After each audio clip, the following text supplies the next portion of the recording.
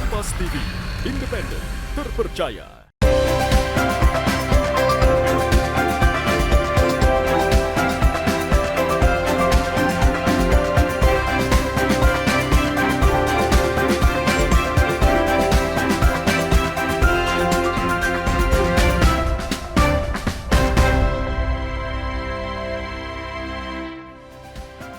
Selamat pagi saudara, apa kabar Anda hari ini? Senang sekali saya Linda Wirawan dapat kembali menjumpai Anda di program Sapa Nusantara edisi kali ini. Seperti biasa, kami akan menghadirkan beragam perbincangan penting dan menarik untuk menemani aktivitas Anda di pagi hari ini. Saudara, sampah plastik masih menjadi persoalan lingkungan yang belum selesai. Namun, di tangan orang-orang kreatif, limbah yang semula tidak bernilai dapat diolah menjadi produk yang bermanfaat sekaligus membuka peluang ekonomi bagi masyarakat. Mereka membuktikan bahwa menjaga lingkungan bisa berjalan seiring dengan pemberdayaan masyarakat. Apa yang melatar belakangi gerakan mereka dan semenarik apa produk yang mereka ciptakan? Hal ini akan kita bahas bersama dengan dua narasumber kita sudah hadir di tengah-tengah studio Kompas TV. Saya sapa terlebih dahulu ada Trisna Elmadanti selaku Operation Strategic Support Rapo Indonesia. Selamat pagi, Tris. Selamat pagi. Bagaimana kabarnya hari ini? Alhamdulillah sangat semangat dong. Oke, selanjutnya saya sapa juga ada Ika Rainanda selaku Sales Eksekutif Rapo Indonesia. Selamat pagi. Pagi, Kak. Gimana kabarnya Nanda hari ini? Alhamdulillah sehat. Sehat selalu. Baik, hari ini kita akan membahas mengenai bagaimana pemberdayaan sampah plastik bisa menjadi produk yang berguna untuk masyarakat dan juga ternyata bisa memberdayakan masyarakat sekitar. Di depan kita, saudara, sudah ada produk-produk dari Rapo Indonesia. Mungkin dari Kak Nanda boleh dijelaskan di depan ini ada produk apa saja? Oke. Ini sebenarnya belum semuanya ya. Kalau kita bawa semuanya takut malah dikira mau foto produk nantinya di sini. Jadi ini ada foldable tote bag namanya, Kak. Ini fungsinya sebenarnya multifungsi sih ya. Jadi bisa untuk nyimpan perintilan-perintilan lainnya gitu. Dan ini juga dia bisa dibuka lagi. Jadi kalau sekilas orang pikirnya ini apa sih gitu ya. Bulat gitu ya. Nah, iya gitu. Ini apa sih? Nah, setelah kita buka jadinya dia kayak gini. Wow. Ada Jadi tote bag. jadi tote bag. Oh. Jadi tote bag, tapi tadi kalau digulung ya bisa jadi lebih kecil ya. Iya, lebih ramah kecil. tempat gitu. Betul. Jadi kalau misalkan ruang penyimpanannya kecil, nah ini bisa dilipat lagi gitu, biar lebih fleksibel ya penyimpanannya gitu loh, Kak. Flexible tote bag. Selain itu ada apa aja Nanda? Terus ada makeup pouch. Oh, ini cocok buat cewek-cewek nih. Iya, cewek-cewek kayak Kakak. Jadi ini tuh sebenarnya produk baru kita ya di 2026, baru launching di bulan kemarin, Kak. Makeup pouch. Iya, dan ini bisa dipasangin tali panjang lagi gitu. Jadi kalau mau selempang atau mau lebih simpelnya taruh di dalam tas aja bisa. Oke, gitu. selain itu ada apa lagi kali depan Nah, saya? kita juga ada mini card holder. Mini card holder. Iya, jadi ini untuk nyimpan kartu-kartu di sini. Nah, ini sebenarnya kita pakainya dari waste-nya si tote bag ini sebenarnya, Kak. Wow. Nah, kita kan berusaha untuk bagaimana sih kita bertanggung jawab dengan sampahnya kita. Jadi termasuk cacahan-cacahannya kami tuh kita gunakan lagi untuk buat produk-produk kecil kayak gini. Iya. Jadi ternyata ini waste dari tote bag ya, Kak? Iya, dari produk-produk yang besar gitu, Kak. Oke, selanjutnya yang terakhir ada buku. Nah, selanjutnya kita ada jurnal book. Jurnal book. Iya, Oke. jurnal book yang bagi yang suka nulis ya. Ini Nah, ada ini jurnal book. Yang Rapo buat dengan kertasnya kah atau sampulnya atau seperti apa, Nanda? Jadi sementara ini kita masih sampulnya aja, Kak. Jadi kalau kertasnya ini belum daur ulang, kita masih menggunakan kertas yang baru. Tapi kalau untuk bagian cover depan dan belakangnya itu kita full recycle. Itu terbuat dari apa, Kak? Ini dari plastik, Dari sampah plastik. kantong plastik LDPE. Dan sekedar informasi ya buat pemirsa di rumah, dan semua ini adalah produk daur ulang ya, Nanda ya? Iya, Kak. Boleh dijelaskan ini bahannya dari mana? Bahannya ini kita terima dari donasi, sampah-sampah donasi ataupun dari mitra-mitra laundry kami yang ada di Makassar. Setelah itu dikirim ke Rapo dan kami olah jadi produk seperti ini. Luar biasa sekali, dari sampah ya Dari yang harusnya sampah. dibuang, Ya. tapi bisa didaur ulang membuat produk-produk berkualitas seperti yang ada di depan kita ini. Oke, saya mau ke Tris kalau gitu ya. Tris, bagaimana kemudian Anda melihat produk yang sebelumnya bisa dikatakan sampah, kemudian bisa menjadi berguna? Apa sih sebenarnya yang melatar belakangi hadirnya Rapo ini? Ya, jadi latar belakang kenapa Rapo ada itu awalnya itu dari masa-masa COVID ya. Jadi COVID itu orang itu kan semakin sadar terhadap kebersihan, berusaha untuk meminimalisir kuman atau bahkan virus-virus COVID-nya. Jadi caranya yang efektif adalah menggunakan plastik sekali pakai. Salah satunya itu adalah kantong plastik kresek. Hanya saja dengan banyaknya konsumsi plastik kresek itu, maka dihasilkan juga sampahnya yang semakin banyak gitu. Nah, kemudian founder kami, Kak Akmal Idrus, itu memikirkan gimana sih caranya memanfaatkan sampah plastik itu gitu, apalagi pada saat itu pekerjaannya juga tidak begitu padat karena COVID menghalangi juga, membatasi juga orang-orang untuk beraktivitas di luar rumah. Jadi dia terpikirkan satu ide untuk mendaur ulang sampah plastik kresek, kantongan plastik dengan cara yang begitu sederhana. Jadi hanya menggunakan setrika, kemudian juga plastik kresek dengan kreativitas itu bisa menghasilkan motif yang menarik seperti ini. Nah, kemudian dikembangkanlah bagaimana dari plastik lembaran itu bisa menjadi tas, bisa menjadi souvenir gitu yang bisa dipakai oleh orang-orang. Kenapa kemudian memilih sampah plastik sebagai bahan utamanya? Kenapa bukan sampah-sampah lain? Ya, sampah plastik, karena sampah plastik itu salah satu sampah yang paling sulit untuk didaur ulang gitu. Kemudian juga untuk proses daur ulangnya itu orang biasa ragu gitu. Kalau memikirkan kayak proses daur ulangnya itu perlu alat-alat yang sulit gitu, alat-alat yang canggih begitu. Nah, jadi itulah kenapa didaur ulanglah sampah plastik. Padahal itu awalnya juga itu daur ulang sampah plastik kresek merupakan salah satu jenis sampah yang paling minim nilainya. Kita biasa sebutnya low value karena biasanya orang untuk pengumpul-pengumpul itu tidak ambil, mereka tidak kumpulkan, mereka tidak jual karena proses daur ulangnya itu juga cukup panjang. Biasanya kan harus dibersihkan dulu, dikeringkan lagi gitu. Jadi memang Rapo ini khusus sampah plastik kresek ya? Iya. Dari sampah plastik kresek dulu, kemudian ketika kita sudah mendapatkan alat lagi untuk daur ulang sampah jenis lainnya, saat ini juga kita mulai dari 2024 kita sudah mulai daur ulang sampah plastik seperti botol sampo, botol sabun, tutup botol, itu kita daur ulang, itu jenisnya HDPE dan PP. Itu kita daur ulang menjadi produk seperti furniture, kemudian gantungan kunci, keychain, aksesoris seperti itu. Oke, nanti saya mau ke Nanda juga. Ternyata banyak produk lainnya selain yang ada di sini tadi seperti keychain dan juga furniture. Kita akan mau ngobrol banyak nanti juga bersama Nanda terkait dengan produk-produk apa saja yang lain dihasilkan oleh Rapo. Namun kita jeda sejenak, saudara tetap bersama kami di Sapa Nusantara.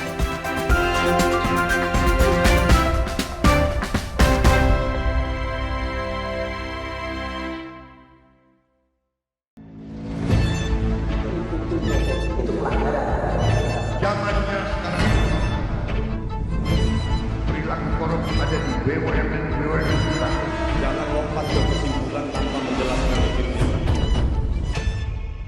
Saya anak buahnya Prabowo. Gaji tidak naik kan? Hanya 5.000 orang. Bahwa hal tersebut tidak menguntungkan rakyat. Tidak boleh. Bola Liar setiap Jumat pukul 8:30 malam live di Kompas TV. Ketahui berita dan informasi seputar kekhasan, gagasan, tantangan, serta inovasi di 38 provinsi dan 514 kabupaten kota di seluruh tanah air yang terajut menjadi inspirasi bagi bangsa. Berbagai informasi aktual dan menarik dari berbagai daerah di tanah air dalam Jurnal Nusantara. Ikuti Jurnal Nusantara setiap hari pukul 6:30 pagi, live di Kompas TV.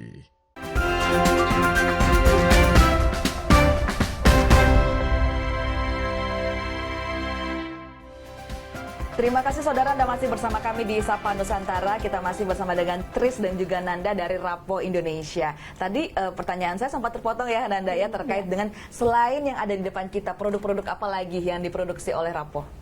Iya, jadi di Rapo itu kita juga ada berbagai macam tas laptop dari ukuran yang paling kecil sampai ukuran yang paling besar. Jadi kita ada 3 ukuran, terus kita ada juga beberapa jenis tote bag dan juga kita di tahun 2025 udah mulai sudah bikin sajadah foldable sajadah travel. Jadi itu bisa dibawa kemana-mana gitu kan Kak. Dan itu juga kita coba untuk bekerja sama dengan beberapa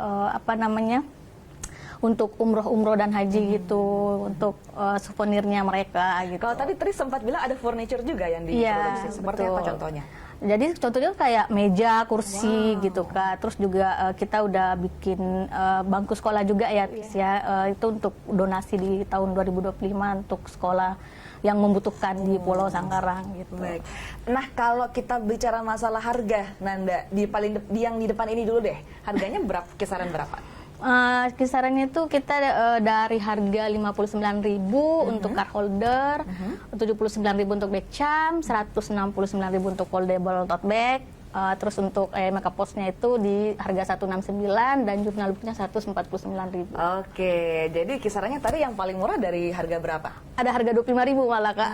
Apa tuh? Kitchen. Oh, ini ya kitchen ya? Bukan, ada lagi kecil, cuman kami nggak bawa. Oke, jadi memang dari kisaran harga 20 ribuan sudah bisa mendapatkan barang-barang produk dari Rapo. Nanda, setelah kemudian Nanda mempublikasikannya ke masyarakat, ke klien-klien, apa tanggapan dari masyarakat dan juga klien terkait dengan produk ini? Ya, klien-klien kami kan sekarang saat ini kan banyak yang membutuhkan produk souvenir yang lebih ramah lingkungan untuk menunjang program sustainability-nya mereka gitu kan ya. Jadi mereka sangat aware gitu Kak. Apalagi kan aku melihat sejak aku di Rapo, ternyata klien-klien Rapo itu memang sudah tahu gitu kan apa sih yang dibutuhkan sama perusahaannya. Produk-produk daur ulang yang kami buat itu memang sangat membantu gitu. Jadi memang klien-klien dari Rapo ini justru memang perusahaan-perusahaan yang sudah aware ya terhadap dampak yang bisa dirasakan oleh lingkungan. Saya mau kembali ke Tris. Tris, lantas dampak apa yang sudah dirasakan masyarakat? Kalau memang lingkungan kan pasti jadi jauh lebih baik ya dengan adanya produk-produk ramah lingkungan ini. Tapi kalau dari masyarakatnya, seperti apa kemudian Rapo memberdayakan?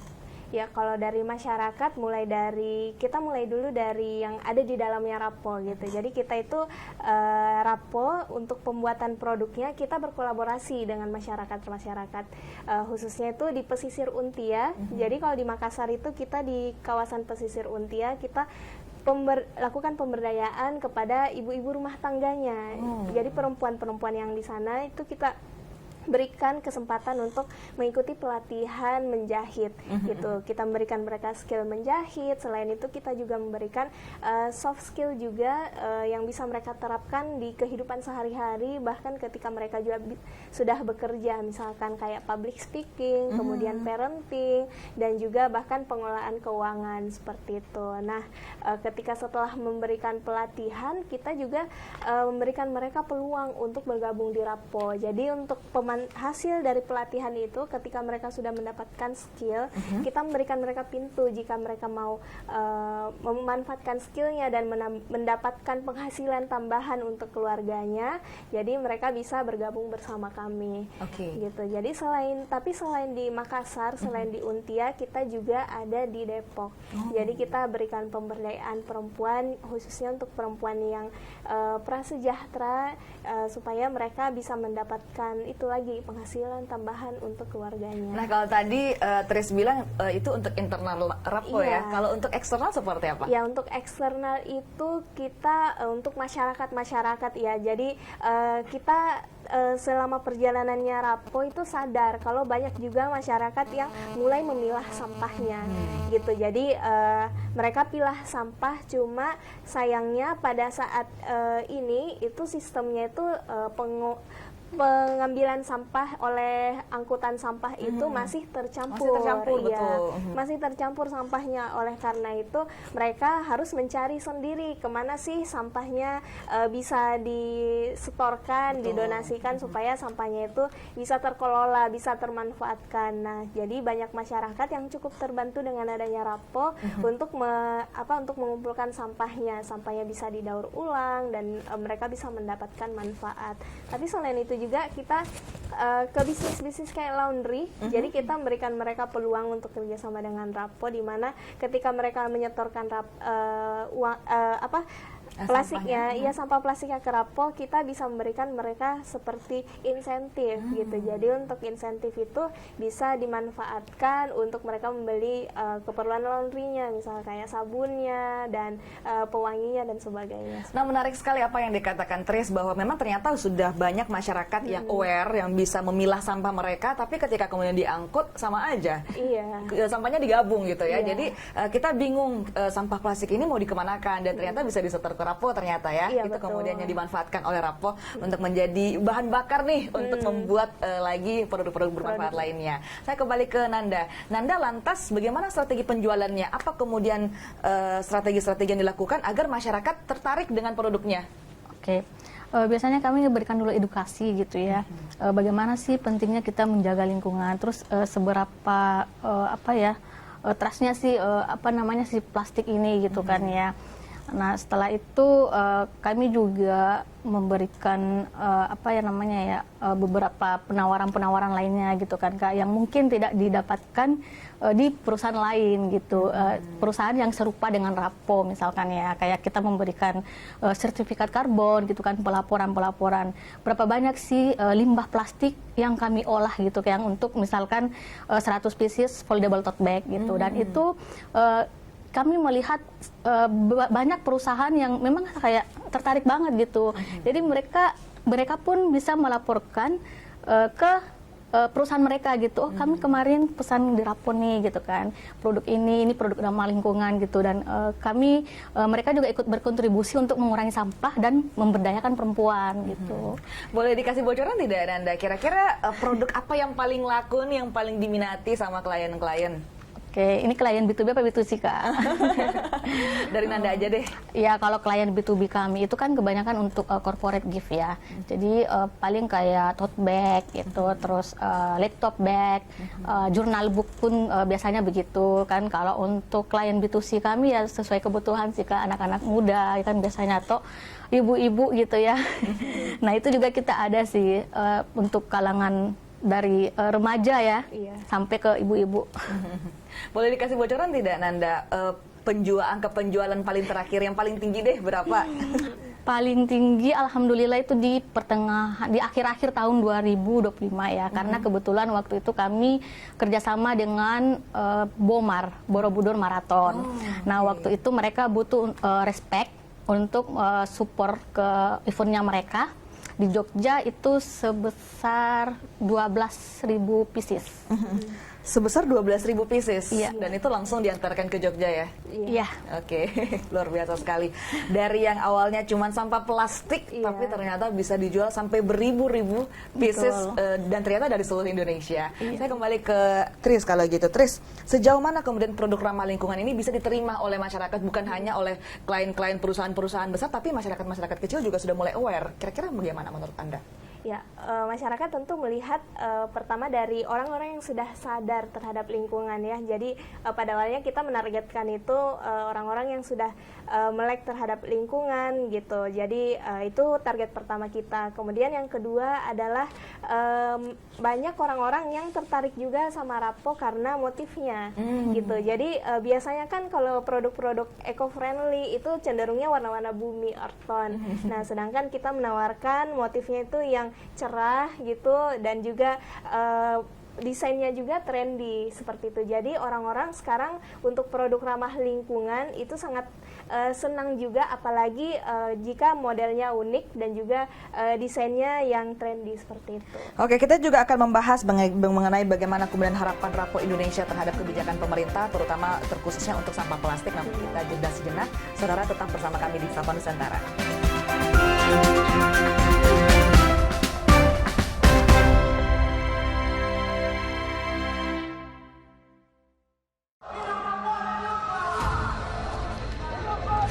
Sebuah penelusuran jurnalis Gambarkan situasi di depan dari Polda Metro Jaya, tidak hanya di bagian dalam, kemudian akan disampaikan polisi lepaskan. Tampaknya suasana sudah tidak kondusif. investigasi untuk mencari bukti. Tapi yang harus dibuktikan adalah lokasinya. Anda berani menilai kemudian hak angket ini akan berujung pada Di pemakzulan. Investigasi setiap Senin pukul 8:30 malam di Kompas TV.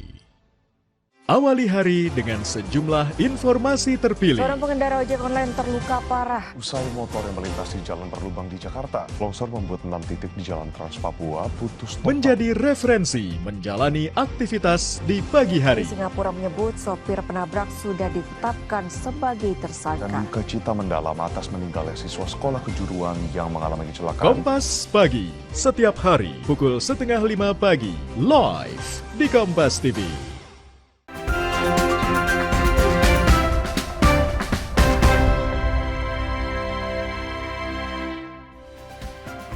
Terima kasih saudara, Anda masih bersama kami di Sapa Nusantara. Kita masih bersama dengan Tris dan Nanda dari Rapo Indonesia. Tadi kita sudah ngobrol banyak, seru sekali terkait dengan Rapo Indonesia. Bagaimana kemudian strategi penjualannya, bagaimana kemudian proses pengubahan dari sampah plastik menuju ke produk jadi. Tapi sebelum kita lanjutkan ke pertanyaan saya yang sempat terpotong, kita mau main kuis, boleh dulu? Boleh nggak? Saya mau ke Tris terlebih dahulu. Iya. Tris, ini saya akan menyampaikan 2 pernyataan. Tris boleh pilih salah satu yang terbaik menurut Tris, oke? Oke, yang pertama, mengurangi sampah atau mengolah sampah?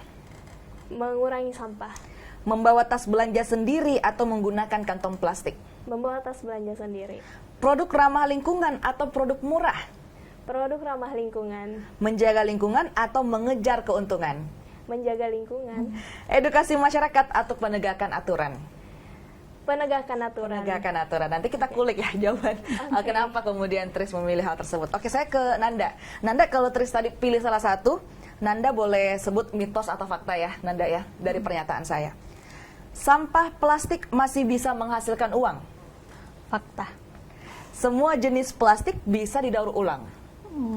Mitos. Enggak semua. Enggak semua. Memilah sampah sebaiknya dimulai dari rumah? Fakta. Produk daur ulang selalu kalah kualitas dari produk baru? Mitos. Sampah yang dikelola dengan baik bisa menciptakan lapangan kerja? Fakta. Oke, kita kulik satu persatu terlebih dahulu. Ke Tris terlebih dahulu. Tadi edukasi masyarakat atau penegakan aturan? Iya. Tris memilih untuk penegakan aturan. Penegakan aturan. Kenapa kemudian memilih penegakan aturan dibandingkan edukasi masyarakat? Ya, praktiknya adalah ketika kita mengedukasi masyarakat, kadang masyarakatnya yang kadang orang-orang kayak masih mendengarkan di telinga satu, tapi keluar lagi di telinga satunya gitu. Jadi kayak kita sudah menyampaikan, cuma masih sulit untuk dilakukan ya, karena untuk pemilahan sampah sendiri itu harus betul-betul tahu jenis sampahnya apa, kemudian bagaimana juga kalau sudah dipilah itu kita juga harus tetap bersihkan juga supaya nanti bisa dikelola gitu. Nah, kemudian kenapa saya memilih penegakan aturan, karena kalau sudah ada penegakan aturannya, sudah ada juga tata caranya yang harus dilakukan oleh masyarakat itu, maka orang akan perlahan-lahan mengikuti aturan tersebut. Tapi kalau misalnya belum ada penegakan aturan, itu orang-orang kayak masih merasa kayak, oh ini masih belum wajib deh, ini masih istilahnya masih sunnah gitu. Jadi kalau misalnya penegakan aturan, penerapannya bisa dilakukan secara masif, bisa langsung serentak, sama halnya seperti toko-toko sekarang di Makassar kan harus sudah pakai tas belanja gitu. Kita harus bawa tas belanja sendiri atau beli tas belanja. Sudah dilarang menggunakan kantong kresek gitu. Itu salah satu contohnya.